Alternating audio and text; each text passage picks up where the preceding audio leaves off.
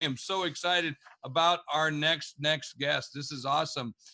This is awesome. This is so good. See, she is a good friend. She's part of our thought council. We're always including our thought council because these are the most trusted C-suite executives who are serving other C-suite executives. So it's so exciting. So I'm going to ask you a real big question, folks, right now. What's an industrial philosopher? I had no idea until I met this person. What exactly do they do? I had no idea until I met this person. And so I'm going to be asking my next guest those same questions. Christina, now Christina is the founder of More Alchemy, a high-touch philosophical consulting firm. She specializes on teaching executives the ideas and concepts of the greatest thinkers of all time so they can lead their teams to thrive. And that's what we're all about right now, driving and thriving. So Christina is part of our Thought Council. I mentioned our elite group of thought leaders and the world's first industrial philosopher. Welcome to All Business with Jeffrey Hayzlett. Christina, good to have you. Thank you, Jeffrey. Can you hear me okay? I just want to make sure. We can hear you. We can hear you. It's awesome. Who do you got behind you there on the screen? That's actually Plato. I figured so, but I would, I would just want to make sure I wasn't wrong. It's all, it's all Greek to me. Is that what we say? It's all Greek. Yeah. He's a bit of a stage dad. So he decided he wanted to tag along, make sure that, I was representing philosophy well. So yeah, he decided to make an appearance. You invented the term industrial philosophy. What is that exactly? And what does an industrial philosopher do? Do you just sit around and think about machines? What? I don't know. What? So I'm really glad you asked, and I want to answer that question. I don't mean to do the annoying thing and answer a question with a question, but I want to frame this in the sense of, really understanding what sort of situations people encounter at work. So what kinds of situations do people encounter at work? They have to make decisions. They may have a number of different options. None of them are good. And they need to figure out what is the best path forward. Perhaps they may be having an adversarial relationship with a colleague. They're not getting along with someone. Or they're just experiencing a lot of stress. So to understand industrial philosophy is to try to understand how people cope in the challenges that they're facing with their job. So imagine, you have challenges, Jeffrey. We all do, right? We're human beings. And so, but imagine a situation where you're able to know what to do given any circumstance. You can handle a situation without it handling you. You have a set of principles and guidelines that enable you to use judgment, to have clarity in your thinking, to be able to collaborate with people and have better relationships with people. And all of those things, that's acting like a wise person, right? Yeah. So which is pretty, so how do you apply those principles in the workforce? So what I do is I teach executives these ideas and concepts from the greatest thinkers of all time. And I do that in a way where I work with people to understand what their challenges are and what they want to do and where they want to be. And so then I curate specific philosophies and philosophers. Like I develop a philosophical profile for someone. So based on what they believe in and what they want to do, I develop this profile for them. And then I curate specific teachings and passages, and I teach them how to apply these ideas every day in their working life. And so it becomes a real practice. And so philosophy doesn't necessarily mean thinking all the time. It can actually be practical and used every day. And so when you're working from principle and leading from principle and actually embodying this and embodying being a wise person, things start to feel better. People want to be around you. Have you ever met a wise person you didn't like, Jeffrey? No, I always like most wise. Why? Well, keywords wise. There's been some smart people that I didn't like to be around because they were just assholes or whatever, but as well. But they're, what I mean, they were just too smart. They were smart aleck on top, not smart aleck. They were smug. Wise typically is someone who's always wanting to help you or provide insight, or to gain something from listening to someone who's wise. Not always smart. Smart doesn't mean wise, right? Exactly. There's a Yeah. difference between having the knowledge of something, which would be kind of in the smart realm, and having the experience of it and embodying it and having the knowledge of self to be able to reach out to another person and understand their situation. So if you think about all of the soft skills that we want to embody, things like adaptability, resilience, empathy, collaboration, creativity, a wise person has all of those things. Yeah.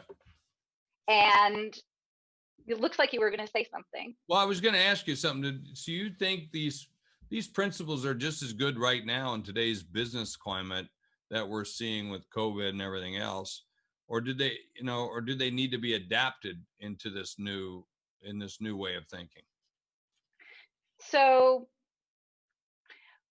the beauty about principles is they're applicable in any context, in any situation, because they're universal. They've stood the test of time for a reason, Mm-hmm. because people understand them when they experience them.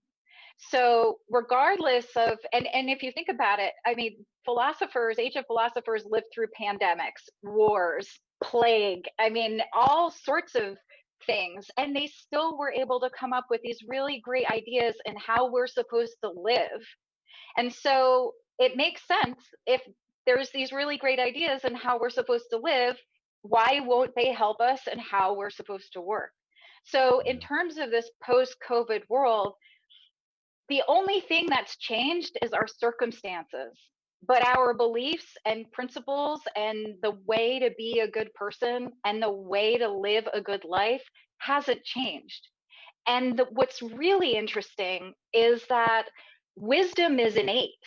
It's already inside of us. And so it's just a question of how are we cultivating it? How are we bringing it forward? How is it present in the decisions that we're making and how we're leading? So think about today and right now, everybody's facing obstacles without question, some bigger than others, What do you think is the biggest obstacles facing business and people right now? So I feel that people don't navigate or understand uncertainty very well. Mm-hmm. And a lot of that has to do with we've been socialized and conditioned to be a bit scared of it, Mm. and that we always have to know everything and we always have to have an answer for everything. And what the fallacy is that it's okay to not know. It's okay to not have an answer. And it's okay to be in an uncertain situation. And it's actually acknowledging the uncertainty as opposed to being in resistance to it or trying to solve it or trying to contain it, that the whole sort of frustration and anxiety, that's where it develops. So there's a principle from Socrates. One of the famous things that he said was, what makes me a wise person is that I don't know. I don't know everything. And that's what makes me wise. Anyone who goes around saying that they know everything is actually not a wise person. So Right. being okay with uncertainty and being okay with not knowing actually delivers the answers to a situation. So I think the biggest obstacle is people don't understand how to deal with uncertainty because they don't practice this principle of it's okay not to know. As I a matter of love it. fact, thank you. Yeah. You remind me a lot of Socrates that Well, way. oh, wow. I Yeah. appreciate, well, I always have this saying, I don't know what I don't know, but right now, what I do know is I need to take a quick break. I'll be right back after this Okay. message. All right. Hey, we're back and we're live on LinkedIn and Facebook as we are doing a live broadcast right here on C-Suite Radio. This is All Business with Jeffrey Hayzlett. Of course, I'm talking to Christina. Christina is, Christina, how do you pronounce your last name? I always screw it up. That's okay. It's the Giacomo. The Giacomo. See, I always mess that up. And sometimes I have verbal dyslexia and I can't say certain words and my team's always after me. And I just want to make sure. But hey, she is the founder of More Alchemy, a high-touch philosophical consulting firm. We're talking about, modern day philosophy. We were talking about before. I've always said I don't know what I don't know. And by the way, that keeps me at peace because then I don't have to freak out all the time like other people do. It's like, I don't know. So, but I know how I operate. So inside of that, I can do that. Executives have a lot on their mind on a good day. The current situation has just kind of amplified that. How can we clear the clutter in order to make us better, more effective leaders? So first, knowing how much clutter there is the first step. And, I do this exercise and this practice with my clients where we do a mental clutter audit. So essentially what that means is I have them document every single time that they're aware of, every single time they have a thought about the work, meaning a thought about what they're going to do or what's in front of them, and it's not a productive thought. It's not like working out and applying. Is it usually a worry? I mean, it's a worry like, oh, do I have cash flow? Can I make payroll? Rather than focus in on like, okay, I need to do collections today, or focus in on I need to do sales today. The things that would get us past that, right? Exactly. So a lot of the, a lot of people's learning curve, or it takes them a really long time to execute, has a lot to do with the fact that they're either ruminating about something or prevaricating on something, or they're in a spiral, like in circular thoughts about that thing that they're going to do. So I worked with a client once, and I've done this audit myself, where we determined that about 2 hours, 2.5 hours of their day was spent in these circling thoughts that were not productive, that were worry, anxiety, or is this going to be good enough? What is going to happen? Is this going to happen? And all of those sort of things that come up. And so when you start to calculate how much time we're spent in those thoughts, that's that mental clutter. And once you recognize just how cluttered your mind is, and you observe what kind of clutter you have, that's the first step in actually addressing it. So it's being aware of your thoughts is really how you get to become a better, you manage those thoughts a lot better, and you understand where they're coming from and be able to examine them.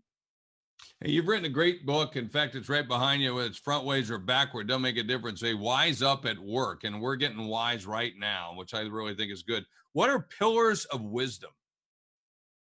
Pillars of wisdom. Yeah. So pillars of wisdom, I believe, is dependent on the individual, right? So there's principles and then there's values. But pillars of wisdom are really about like who you are in the world, how you operate in the world, and the truth of who you are. So I feel like truth is definitely a pillar of wisdom. I absolutely believe that goodness is a pillar of wisdom. And I also believe that, you know, having a sense of your place in the world as you are part of a larger collective or a larger place is a pillar of wisdom, that you are not your own island, to use that expression. So, knowledge of self, truth, being a good person, those are the real big markers of wisdom. Well, speaking of wisdom and a pillar, I like wealth, the pillar of wealth. And so I'm going to take a quick break and I'll be right back after this message. And we'll be right back with All Business with Jeffrey Hayzlett right here on C-Suite Radio. And we are back, and we're talking to Christina DiGiacomo from More Alchemy, and she is an industrial philosopher. You wrote in your book Wise Up at Work. You wrote Manage the Calm. We were kind of talking about that before, but talk to me about manage the calm. How do we manage the calm? So to manage with calm means that you are 100% in control of yourself and of Yeah. your view of the world. And the things that you cannot control, you know exactly what they are, and you know that you can't control them, but you're okay with them. Okay, I So can go say ahead. that like Trump. I can't control Trump. I know that. There's no way. And I'm not going to let what he says or does, just like I won't let, I don't know, Nancy Pelosi, what she says or does, because both of those guys, they say something that just pisses me off. Okay, both sides. And so that's managing with calm, right there. It's like, hey, I know I'm not going to let them affect me. They can say what they want, they can tweet whatever they want, but I'm going to have this kind of, that's really what that's about, right? Exactly. Hmm. Exactly. Even with my employees or my team, right? I'm not going to let them, it's tough for me sometimes because they'll say something to me and I'll go like, oh man, and I want to go off on that. That's one. Or, that's another example of that, right? Yeah, there's so many, what I call the working surface, right? We're presented with so many situations and working surfaces as we navigate and negotiate through our workday and with others. And each one of those situations is an opportunity for us to practice wisdom. And so even if it's, your inbox is just an email every heartbeat, like how do you manage with calm about that? It's knowing that you are not your inbox, you are not that crazy, chaotic, circumstance that you are in. You are not that. You are completely 100% in control of yourself. And so that's what Manage with Calm is about. Okay, we got 1 minute left. I want to talk about the Stoics. You recommend that we go back to the teaching of the Stoics. Why will that help me? So the Stoics, they're all about what you can control versus what you can't control.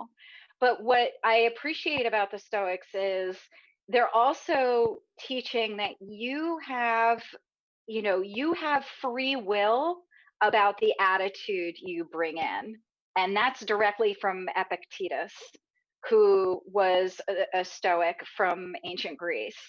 And, a lot of what they talk about is not necessarily being so stoic you're emotionless.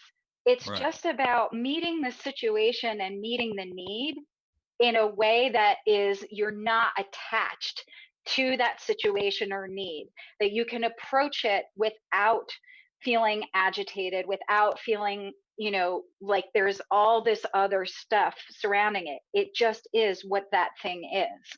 And I find the Stoics to be a really great bridge for a lot of people around philosophy, also because they're really practical.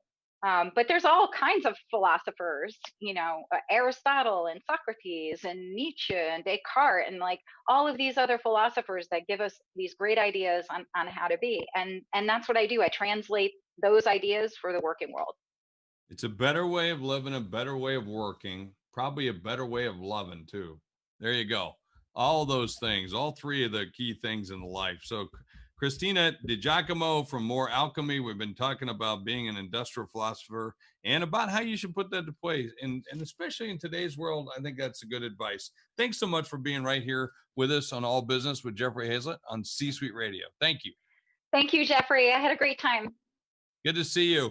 Hey, I'm looking forward to having another a drink with you in New York when I can get back there soon. So I'm looking forward. You take care, be safe, and we'll let you go as we wrap up today's show. So we appreciate it so much. Hey, everybody, don't forget, we are driving and thriving at the C-Suite Network. So I want to invite you to be a part of this trusted network. And it's all about relevancy. Are we relevant for each other? Are we about increasing our reach as we help you to educate, to provide you with some motivation, inspiration. We help you to increase your network. We help you to give you the tools that you need to do the things you need to do to be the most strategic person in the room.